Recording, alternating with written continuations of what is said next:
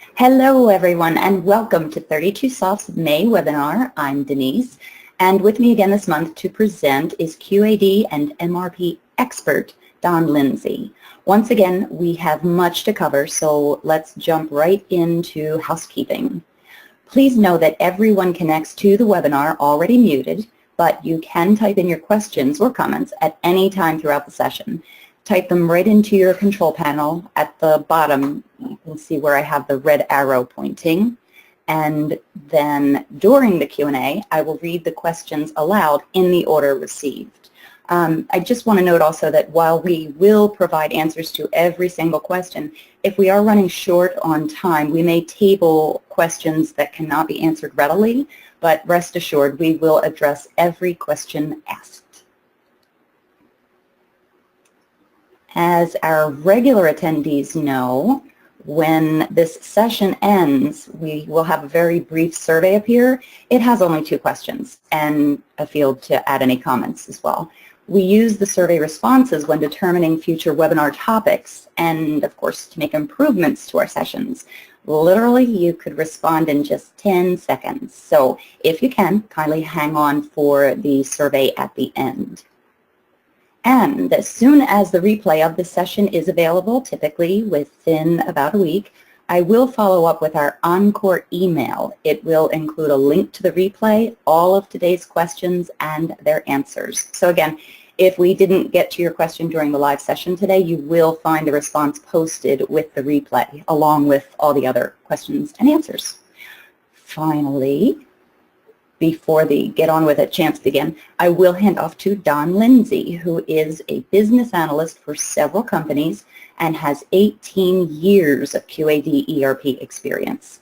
Throughout those years, Don has worked with 7 different versions of QAD, and we are delighted to have Don with us to share his depth and breadth of knowledge. Don, if you let me know when you're ready, I will hand off. Thanks for that wonderful introduction.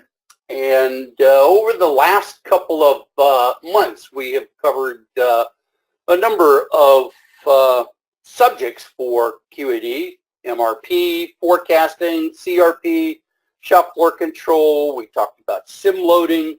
And then last month, we talked about the MRP and item and BOM functions. So this month, what I would like to do is to cover that same kind of approach, only instead of looking at what happens to MRP, I'd like to look at what happens to cost.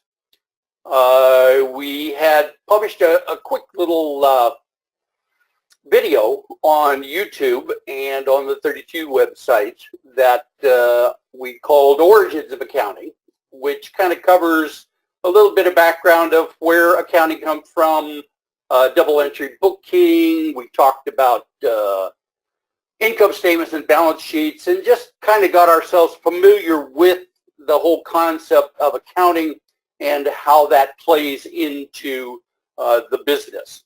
So what we'd like to do today is to cover the following. We want to talk a little bit about cost sets, methods, categories. We'll talk about the QAD account structure. We'll talk about product lines and what are called maintenance count functions for purchasing, work order, sales order, etc. We'll look at the item master and item planning fields for their cost control calculations. We'll look at a little bit more about product structure and how that affects the cost. We'll talk about phantoms and lost cost calculations if we use scrap or yield calculations in QAD. Then we'll look at departments and routings. We'll talk about the standard cost roll process, and then we'll examine this process of manufacturing cost flow from purchasing to work orders to labor to sales orders. And then finally, we'll look at how the transactions bring that to bear. I've often said at the beginning of all of our webinars that it's very important that we understand the terminology that we use for the particular subject we're looking at. Today we're going to look at cost, so there's lots of new terms that we're going to have to be familiar with. phantoms, direct, indirect, variable, fixed burdens, overhead, etc. And as we do that, we want to make sure that we've got some solid work instructions, so when our users go about and start to understand the functionality behind this cost process, they understand what we're doing. And as I've often said, it's a good idea for us to have a company data dictionary, sometimes called a wiki, which defines how your organization deals with these particular concepts.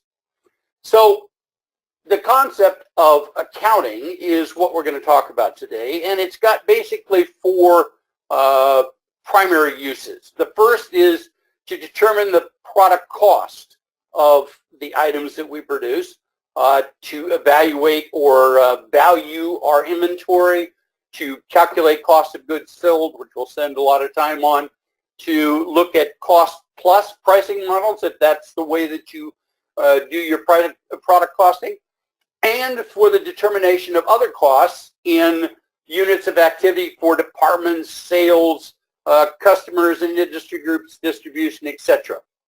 We also use it for internal performance measurement. Next month, in June, I think on the 19th, we're going to be talking about manufacturing variances.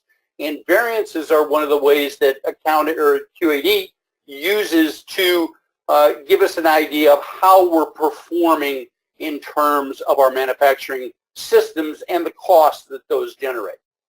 And then finally, for control and planning. I mentioned in our little webinar that accountants rule our lives. They're the ones that tell us what to do, how to do it. And so this whole process of costing and planning is used up in this cost accounting process. So let's take a look at some of the basic concepts in QAD. Cost sets, cost types. We'll talk about methods. We'll look at the inventory control file, and then we'll look at cost levels and cost categories. Cost sets are basically a collection of costs related to a specific item. These costs are used to value inventory, to generate GL transactions, determine cost of goods sold, accumulate cost in a current sense, maintain historical costs, and to perform simulations. There's basically two types of cost sets: the general ledger standard cost, or you also have a current cost set.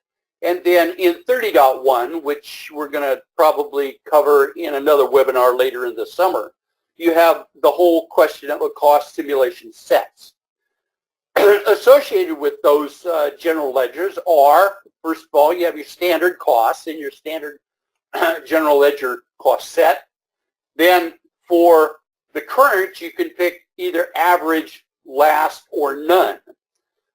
So in the current cost set, if you were to go to 3.24, the first option here is where you are asked to define what kind of current cost you're going to have. You can have either an average cost method, which will take all the transactions and use a simple weighted average calculation for that same kind of concept we use for forecasting and weighted average in forecasting. Then there's a last cost method. I know a lot of purchasing managers like to use this last cost method as it captures the last cost that was paid to a particular vendor, or you can have a none cost calculation, which does not update any cost set automatically. I find most companies use the last, some use average. I don't know many that use the none. So in the 3.25, or if you look at 36.9.2 in the new EE version, you find some settings that are useful for controlling accounts. There's first the current cost method, which we just talked about. There's a checkbox for some lower level costs in the materials cost. This helps with the reporting if you don't want all the details. There's current cost from AP if you check this yet. Yes, the current material cost is updated from vouchering, which we'll talk about later. and then create GL transactions and transfer clearing account, which is used for transfers between sites. You can also summarize journals. If you pick no, then you're going to get all the detail. I think that's what most companies have. There's a GL reference method, so you can generate one summarized journal transaction for each combination of date, entity, subaccount, cost center, project. Some companies use that. There's mirror accounting, which is used for European accounting, and then you could define a default site. These are all for the 3.24, or, as I said, in EE if you're looking at 36.9.2. Cost levels. The costing system, both in standard and current, looks at either this level costs, which are costs to produce or purchase an item at that level, and there's also the lower level costs, which are derived from the bill of materials structure. If you're dealing with just a purchased item, there wouldn't be any lower level costs, but if you're dealing with an assembly, you'll be able to look at and find the lower level costs that contribute to the cost at this level. And we'll look at that a little bit later. So let's talk about the kind of cost categories that QAD maintains. The first is material. This is the cost of purchased items, either component or consumable items, and it can also, as I mentioned, use the lower level costs through the bill of materials structure. It's dependent on material price, quantity, scrap quantity, which we'll talk about, phantoms, make-buy codes, structure type, yield percentages, and then you can define these as we talked about last week or last month in the item and BOM calculations for MRP. Labor consists of setup and run labor, and you can see the calculations are pretty easy. Standard operation time times the setup rate in your work center, and your run hours times your labor rate in the work centers. This is what gives you your labor content of a particular item, and you can see that most of those are defined in either the work center rate for run and setup, and then how do you define your routings in 1413.1. You also can look at the order quantity and your subcontract costs that we'll talk about a little bit later. Your order quantity is defined in 1.4.7 or 1.4.17. Burden, which is also known as variable overhead. This is where costs vary with the item's manufacturing time, and these are primarily defined in the work center file.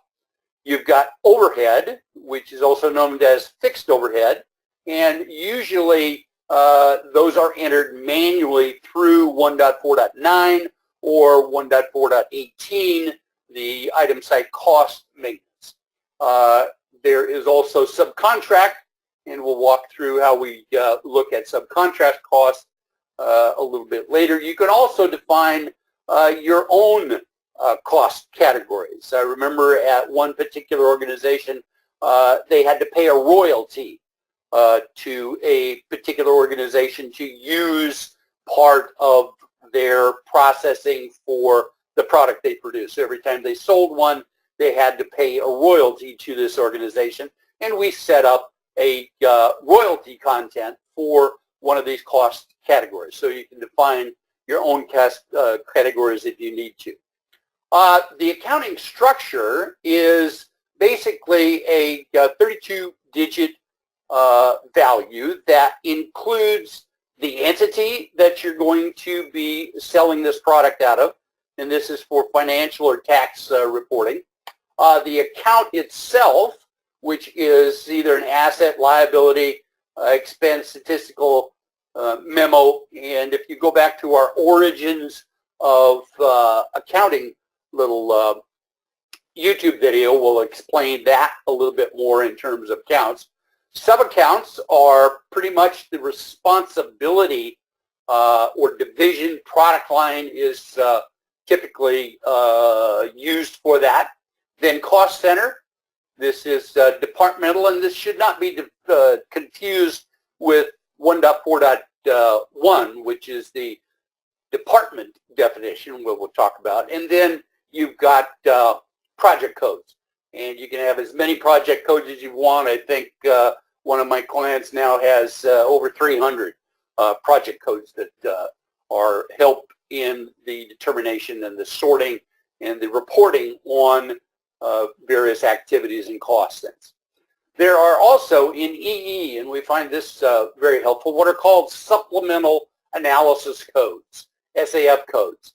You can assign these to various combinations of accounts, and you can define product lines. These are some of the predefined SAF codes: product line, site, item type, item group, region, customer type, supplier type, and you can create your own SAF codes that will help you report. Chart of accounts is very important in terms of the ability of accounting to record accounts and costs. And this is just basically a list of the accounts used by the organization to define money or equivalent that is spent or received for the product. It's used to organize the entity's finances, segregate expenses, revenues, assets, liabilities, and you can pretty much define your own chart of accounts. There's defaults that QAD can suggest, or you can set up your own. And from a supply chain point of view, I find that a lot of supply chain people don't understand the chart of account and don't really understand how it's used. But I think the better a supply chain person knows how that chart of accounts is used to record and display the cost and information of your operational activities in the company, I think the better off you'll be. Product line is one of the primary tools that QAD uses to define what accounts are going to be used when we transact inventory in QAD. The product line basically sets up a schema that allows you to group products for reporting, planning, and accounting purposes. I've seen lots of different kinds of account or product line maintenance, WIP, raw material, finished goods, quality. It all depends on how you set those up. These are defined in 1.2.1, which is the product line maintenance, and in that you find inventory accounts, where you buy inventory, scrap accounts. There's purchasing accounts that you can use for non-inventory items, variance accounts, which we'll talk about next week, work order accounts, sales order accounts, and if any of you use the service and support module, you can also define the accounts that are used for those. There are also these what are referred to as account maintenance values. 1.2.1 is purchasing. So here, if you use the purchasing, these override the values that you would see in 1.2.1. So you can find for a product line, site, or supplier type, the specific purchase account, PO receipt, overhead, price variance, usage, and rate variances for that item. Same with work orders based on the product line of the particular item. And in a particular site, you can define the floor stock, rate, usage, material usage, etc. for work orders. Same with inventory. You can do it by product site and location. And then sales accounts. And there you can use product line, site, customer type, and this value called channel, which you can define for revenue, non-revenue, those kinds of activities. So you can use those four account maintenance values to override or not use the standard 1.2.1 product lines. The item master file is really where cost accounting occurs. Obviously, you define the item master file in terms of items, and these are the items and record storage primarily for planning, MRP, or DRP. It's divided into 4 categories. There's general information, inventory data, planning data, and cost data. And we'll talk a little bit more about the cost data. You can also create items for planning, configured products, services, repairs, memo items. These are also contained in the item master file, but these do not affect cost. And for those of us who have multiple sites, we always remember that we've got item site records, which can be used to define other terms for various sites that you have in your organization in terms of location or types of manufacturing facilities. So let's look at the item planning. This is probably the primary tool that we use to define cost information in QAD. The first is order quantity. Order quantity for manufactured items defines what the standard economic order quantity or standard order quantity is, and is used to take the setup cost, divide by this order quantity, and calculate the burdens when you do the cost roll-up, which we'll see in 14.13.13. There's also the purchase manufacturing code, obviously very critical in the calculation of cost. Purchased items are items that we buy from vendors. They do not explode in MRP, and from a cost point of view, there is no lower level values as we saw it previously. A manufactured item, an M item, is a part that you produce. You can buy an N item, or you could make a P item. Depends on how you want to do it, but this is one of the primary tools that QAD uses to differentiate those costs. Obviously, the routing and BOM code, as they apply to manufactured items, define the cost for items through our standard cost roll-ups, which we'll talk about in just a minute. There's the issue policy. Issue policy has to do with whether a part is issued with the work order or not issued with the work order. If it is issued, then you'd say this is an issue policy, yes. If it's no, the item is not issued to the work order. And if you go back to the product line definitions for inventory, you see that there's a floor stock account. As you close the work order, those items that are coded for issue policy no will then be back flushed from a cost point of view, debiting the WIP account and crediting the inventory account. There's phantoms and yields, which we'll talk about in just a second. Here's just a brief example of the effect of purchase versus manufacturing code on cost. If we've got part number A and we make it an A or an M item, you can see that the lower level values of B and C are rolled up in the lower levels of part number A, whereas if it's A is a purchased item, you just have the B and C are not rolled up because the standard cost roll ends at part number A, and these A and B are not brought up into the lower level costs. In the item site or the item cost maintenance, or 1.4.18, this is used to maintain the item's price, tax status, and costs. And the item costs are accessed by many systems in QAD, primarily those used for generating product structure or product cost. If you read upward, you can see that if you add these columns up, they will add up to the totals.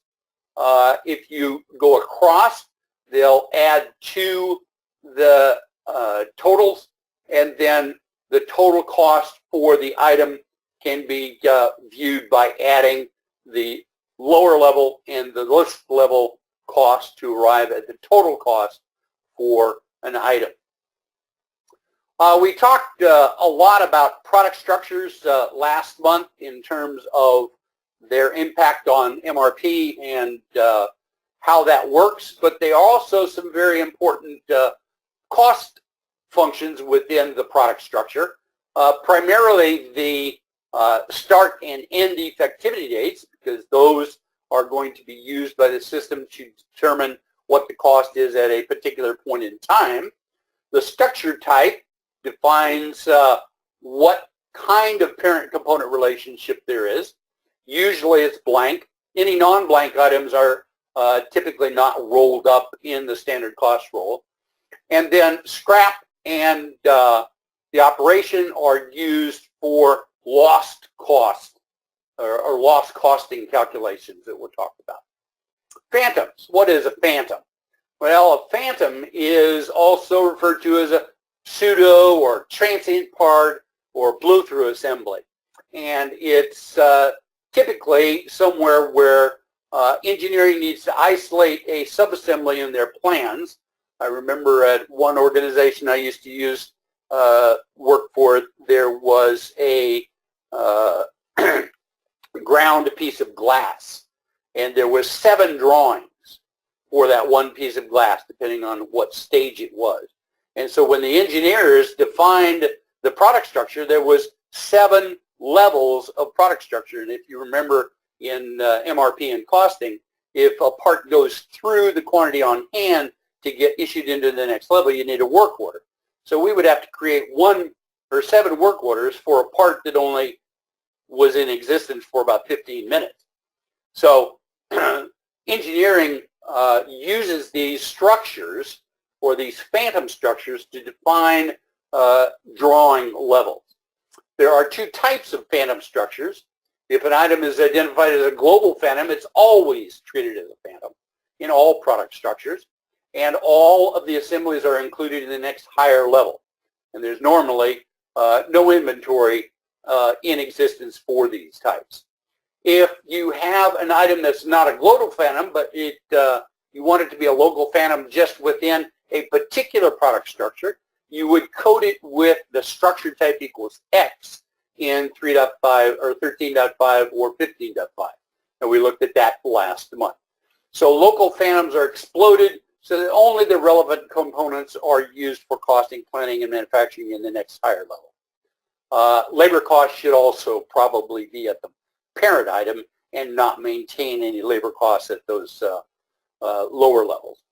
The phantom logic, if we've got this part number B and it's coded as a phantom and as a make item, you can see that what QAD does from both a cost and an MRP point of view is it blows through those assemblies, and it will take both, in this case, the $10 and the $8 for a total of lower level costs of 18. So we're blowing through B and taking D up to A. So B costs are not rolled up as lower level costs to A. Caution should be taken when using and costing phantoms in any bill of material. It's phantom assemblies are always problematic, but there is a set logic on how you do that.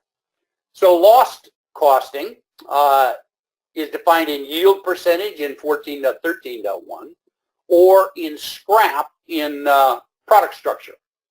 So yield at the item master level, if you look at the yield percentage on 1.4.7, this basically puts a new value in the MRP plan so that you're accounting for additional net requirements when MRP plans the value. So it really does not have an effect on cost.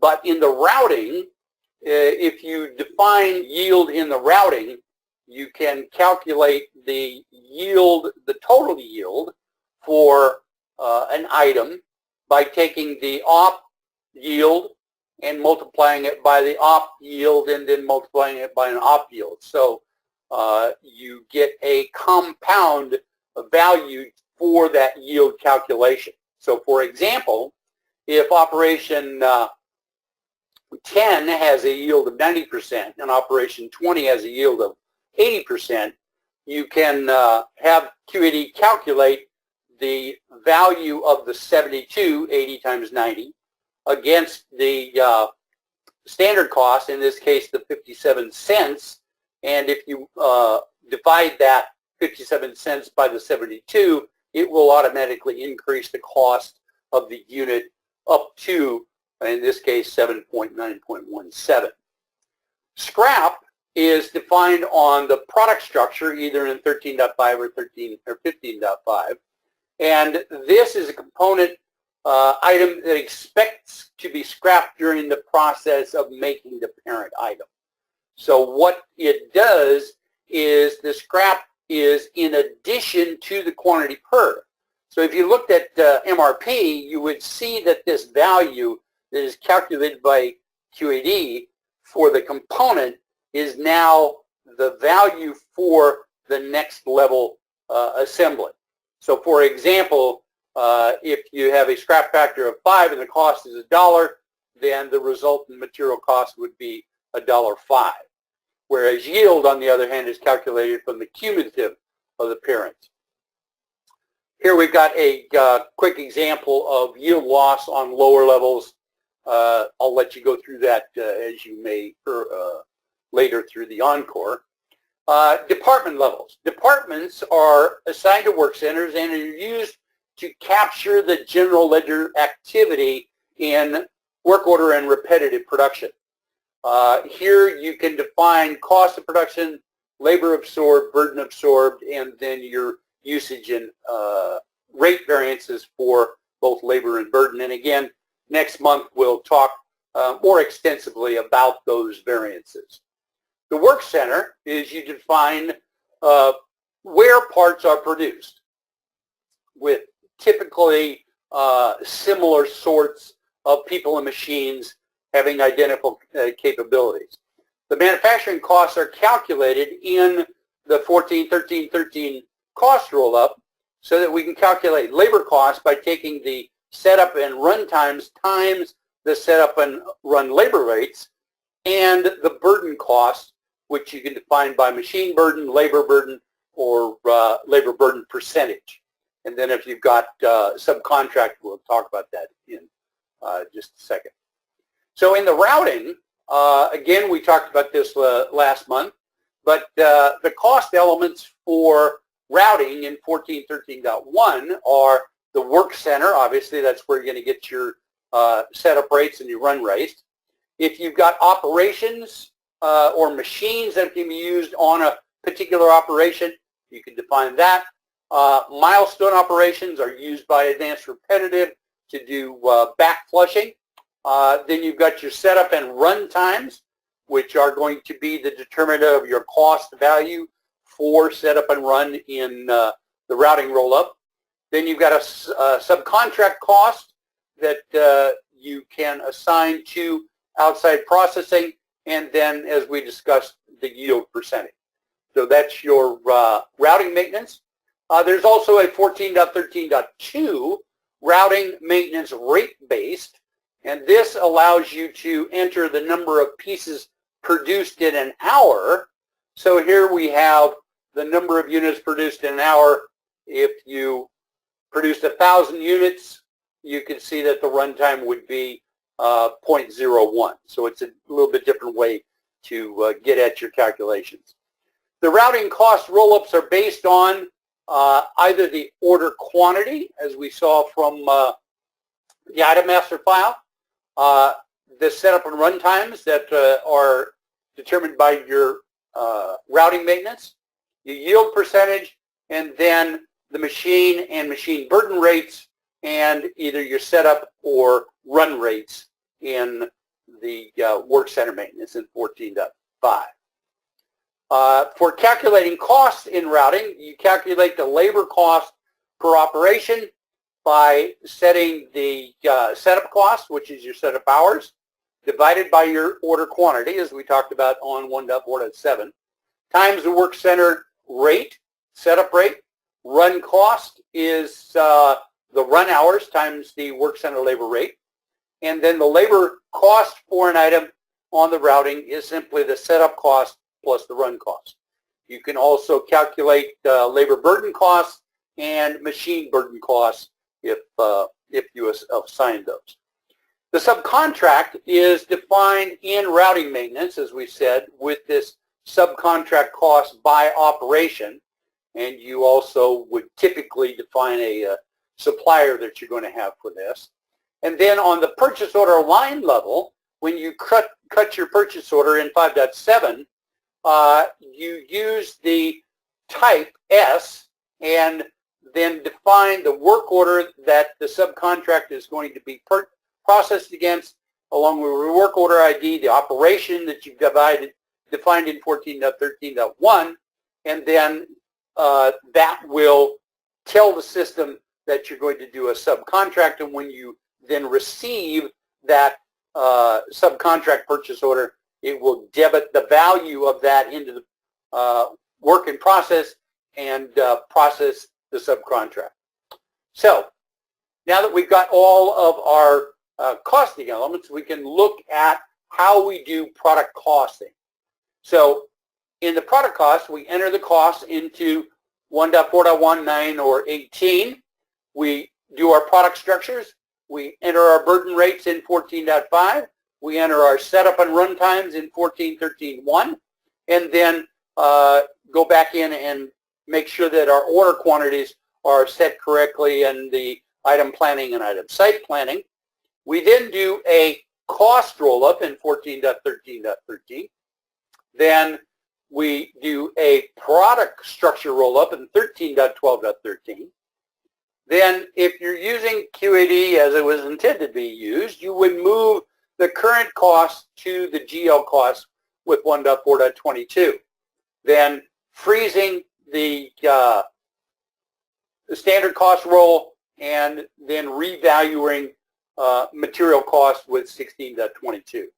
You can also use the cost set maintenance, which again we'll talk about later in the summer, but that's basically it. In 14.13.13, you've got a couple of options here that you can use. You set your site, whether you're going to do current or standard.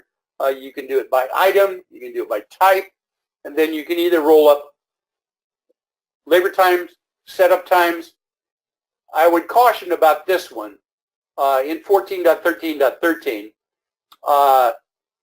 we did this one time and really upset the poor planners, because the planners had set their assembly lead times in 1.4.17, and when we failed to unclick this, it recalculated the whole lead time calculations for MRP calculations, and there was just a huge amount of new action messages that came out. So I would caution against using this roll-up lead time check yes. That's unless you're very sure about your routing standards and your routing definitions and your standards in terms of setup and run. You can roll up your lead, your labor cost, burden cost, subcontract cost. You can update items without routing, or you can do it only by site. The 13.12.13 product structure roll-up, you can do low-level materials, low-level labor, burden, overhead, subcontract, labor time, setup time, and I would recommend you always check this one where you get a printout of the audit trail of your product structure rolls up. So product structure roll-up results should be reviewed and verified using this 13.12.4. Very effective. So let's look at how manufacturing costs flow through the organization. So first you buy raw materials, okay, your direct materials, and if you've got any fixed or overhead, variable overhead. Then you issue into WIP, which we'll talk about. That then generates finished goods. So we've got cost in finished goods, which is basically your cost of goods sold. That is inventory from a purchased, work in process, and finished goods point of view. So you're always increasing the value for your customer You sell product to your customer, and that then generates revenue, and you take the difference between your cost of goods sold and your revenue, and that generates margin. So if we look at the life cycle of purchasing, for example, we go through entering a purchase order, we receive parts, sometimes we return parts, and then we go through the AP vouchering process. So purchase order 5.7, 5.13.1, 5.13.7 for your PO receipts, and 28.1 for a voucher. So here's your PO. You generate the purchase order, and for the line value, the cost elements for the PO line are obviously your order quantity, your unit cost, any discount that you've applied through price lists, and then the purchase order line type, which is blank memo or subcontract. Then your purchase account for any non-inventory items, because remember, if you order parts that are in inventory with a product line, those accounts that you're going to use for those inventory items are defined in 1.2.1 or 1.2.5, your purchase values for those product lines. Then here, if you're going to update the average lost or last cost, you can define that. You receive parts in 5.13.1. If you're going to return parts, you'd use the 5.13.7, and I always recommend we use caution with 5.13.7. This can get you in big trouble if you don't use it properly to relieve the specific lot and inventory value in the quantity on hand. Then we pay the vendors, and this is just the accounts payable flow. We go through supplier invoice create, so we create the supplier invoice. We do a receiving matching against that 513.1 that we processed back in the receiving department, and then we pay the inventory, or we pay the vendors with our checks. In terms of the work order, this is the shop floor control life cycle. We release the work order. We issue components. Those components then we report labor against the work order. If you've got any subcontracting, we subcontract those on 5.7. And then after we've completed all of the labor and subcontract, we do a 17.5 or complete the operations on the work order.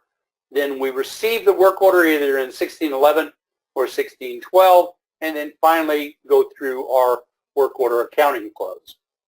So the maintenance, the work order maintenance, is basically the authorization to build.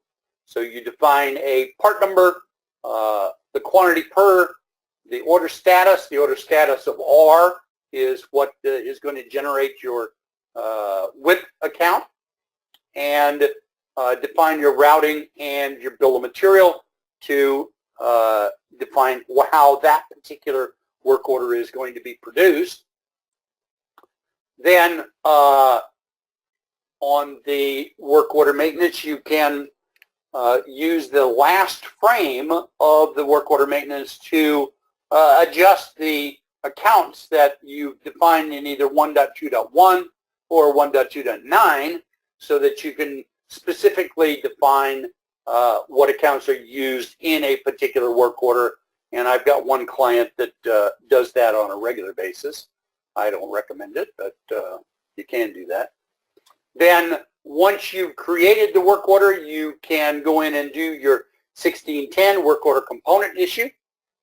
This issues inventory directly into released orders and shows as a ISS-WO on 3.21.1, the transaction inventory browse.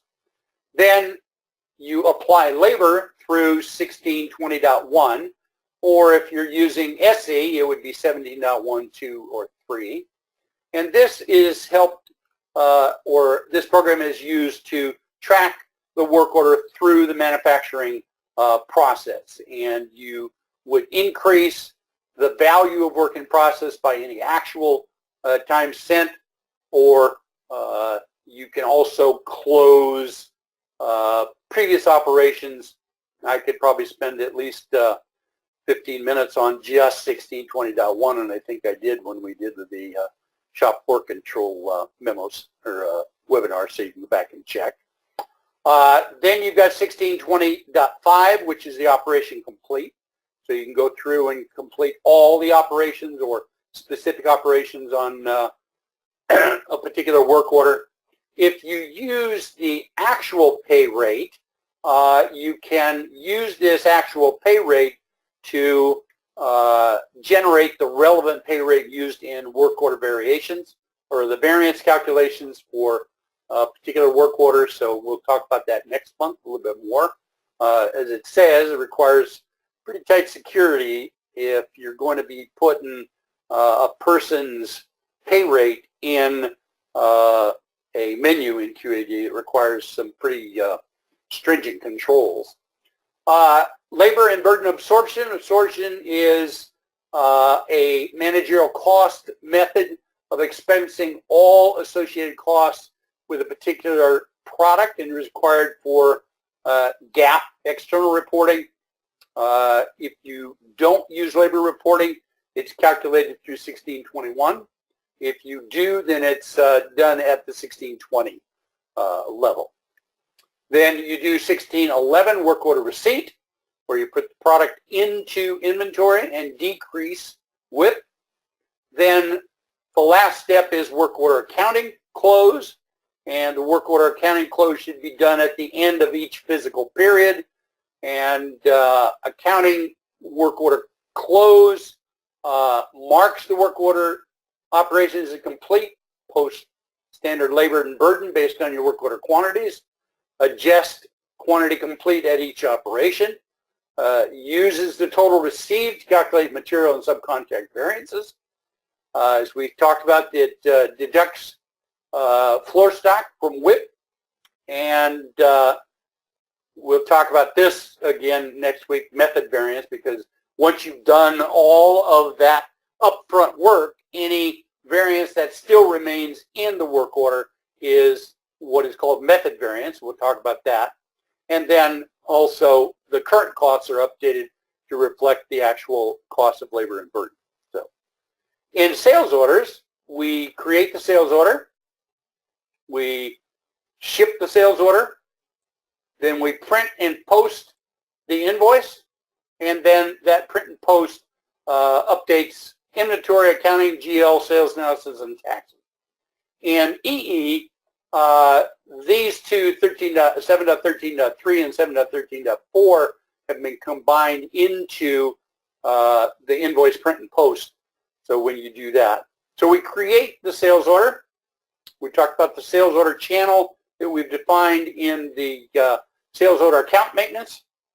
Then the line, or the sales account line and discount lines, are derived from the product line, either of the sales account maintenance or from your definition in 1.2.1.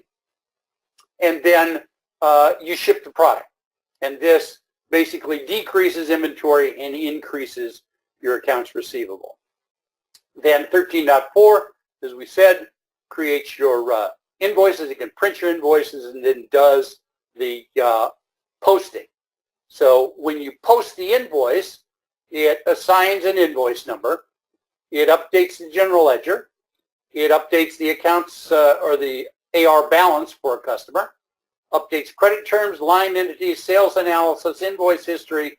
If you've got intrastat data, if you use install base, it'll update the install base with the product shipped, and then allows for printing of various copies of the invoice.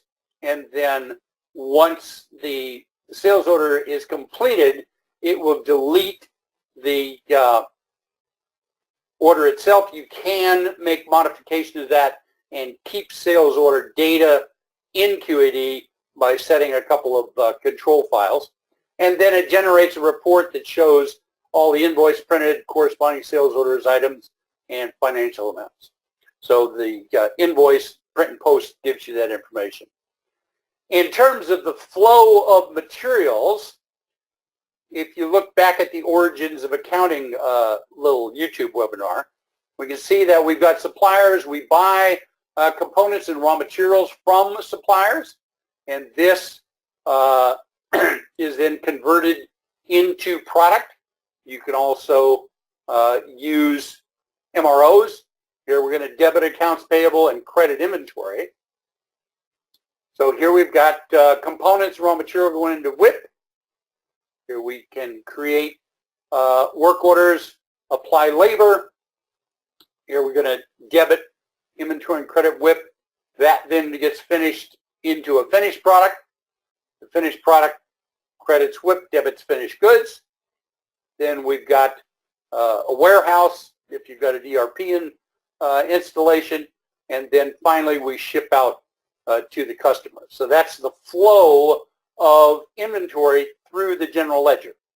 And remember, the flow of materials is the flow of money through your organization. So we in the supply chain have to pay a lot of attention to the flow of that value or that cost through inventory. So there are about 6 different kinds of inventories. Receipts and issues. Receipts increase the value of inventory, and issues into work in process is debited and the account is decreased. You can do transfers between sites.